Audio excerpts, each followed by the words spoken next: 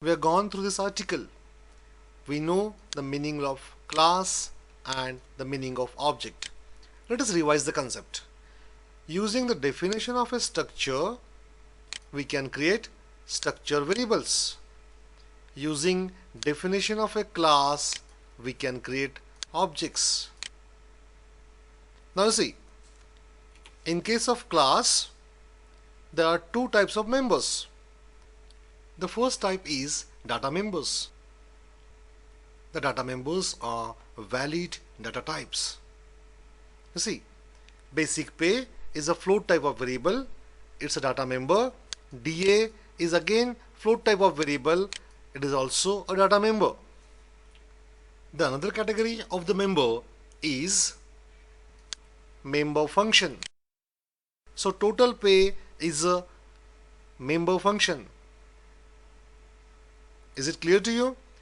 This total pay will return float type of value.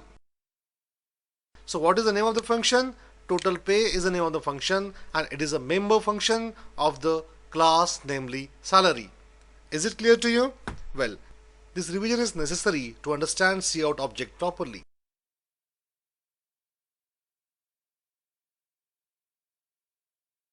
Let us see this example. Here I declare an array namely A. I have not mentioned the dimension of the array. I have initialized this array by the string namely Rajiv Dharaska.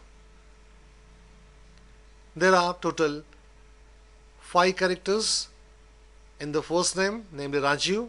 Then there is a space, so this is a 6th character, and then there are 9 characters in the surname Dharaska. So total there are 15 characters. That is why using for loop in which variable I is varying from 1 to 15, I am displaying this string in a step-by-step manner. Okay, let us compile and run this program. Press Ctrl F9 and see the output at DOS prompt.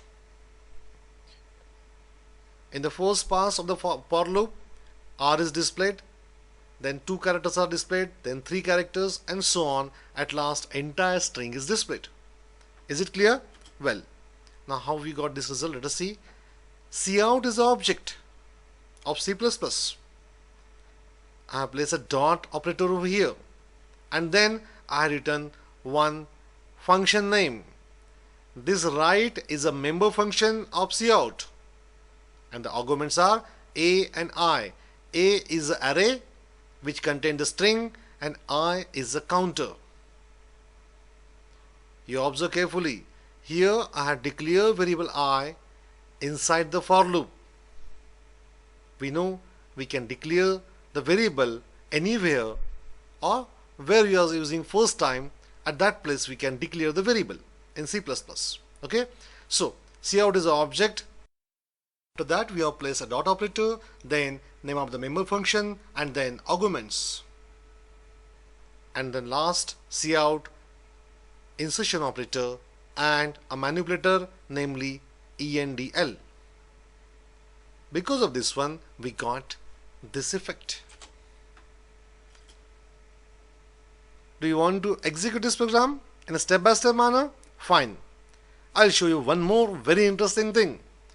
Press F7 key. It's just like as Turbo C.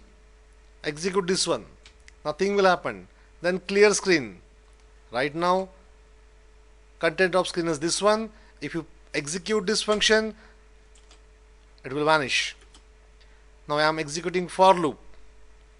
And now observe very carefully. Moment we execute the next cout. Let's see what happened.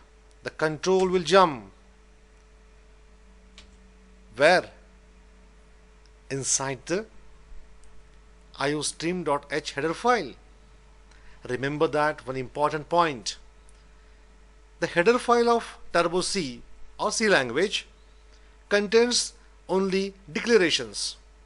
These declarations are not executable statement, but the header files of C++ contain executable statements of the C++ language, and that is why control has jumped to the header file and we are executing the code which is given in header file. Execute this one. Control will come back over here. Is it clear to you? Press Alt F5. The R is displayed. I would like to show you one more way of execution, step-by-step execution. Place the cursor at this new location. Press F4 key to execute the program up to this place. So program is executed up to return 0. Press Alt F5. See, the output is displayed properly. Is it clear to you?